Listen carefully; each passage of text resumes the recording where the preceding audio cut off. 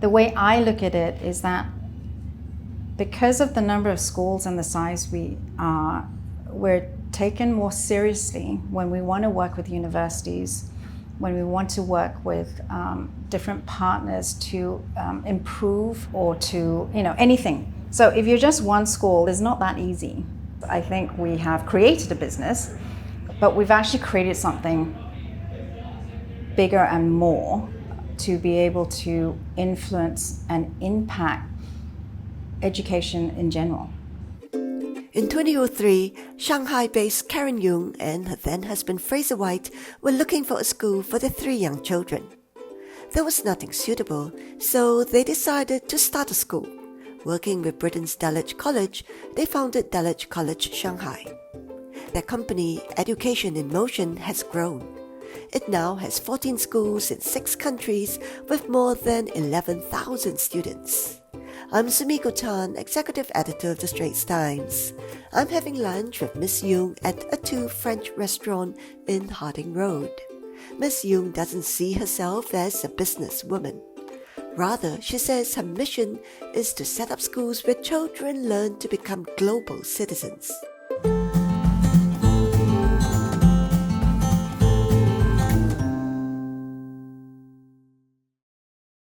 Why are you in this business? It started because I wanted that joy of learning from my own kids. I know it sounds a bit ambitious to say, oh, I just started my own school. I think things grew organically. We were in a country or in a city at a time that was Shanghai, that didn't have much offering. Fraser White and myself met the Dulwich College headmaster, and it was because of our own children that we started down this road. It was an opportunity to build something very, very unique and special. How easy was it to get Dulwich off the ground when you were in China? Easier than we had anticipated. There was no other branded school that had come into the Shanghai market, but we didn't actually look at it like that. We had no idea. We're not educationalists in education business. We just wanted a school that we had experienced ourselves or something that's aspirational. We wanted to create something special. And we knew that many families didn't want to send their children to boarding school. So Fraser, being a lawyer, was able to find out a lot about the licensing. He negotiated the land and all those things that I don't like doing. And it was not that difficult. Things got more difficult as time went on. So I think to get the first one off was not difficult. And when you started, did you have like a roadmap of how many schools you wanted to open? No, absolutely not. 100% not. A lot of things in the beginning happened by chance. So started the first school, and then within the first 2 years, an opportunity, it was an existing school actually in Beijing, was offered to Fraser, where the founder of that school had taken the kids up to, I think, set 1. And she was very nervous about secondary school education and didn't want to do something she didn't have experience in. And so she preferred to sell. And that's how Beijing came about. And that was 2 years later. And then another opportunity came. It was a cooperation with in Suzhou. It was a great opportunity because there were a lot of Singaporeans in Suzhou at the time. And so we felt we could do this, we could be offering great education to kids within that, because there was literally nothing there at the time. What are like the biggest challenges of running an international school? People.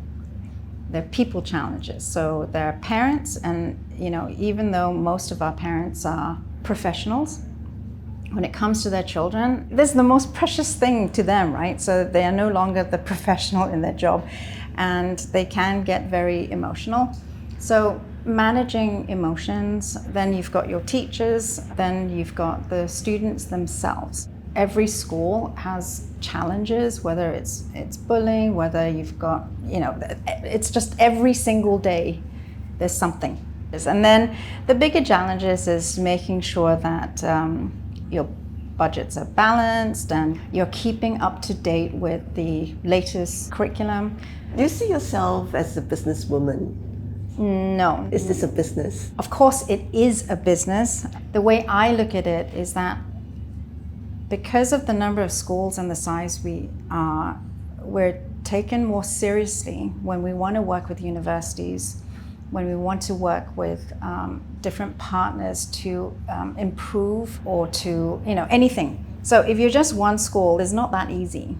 I think we have created a business, but we've actually created something bigger and more to be able to influence and impact education in general. Thank you very much for having lunch. I think most important thing to me is that certain business decisions can fail, but the family unit cannot fail. Because once the family unit fails, there will be no future decisions being made.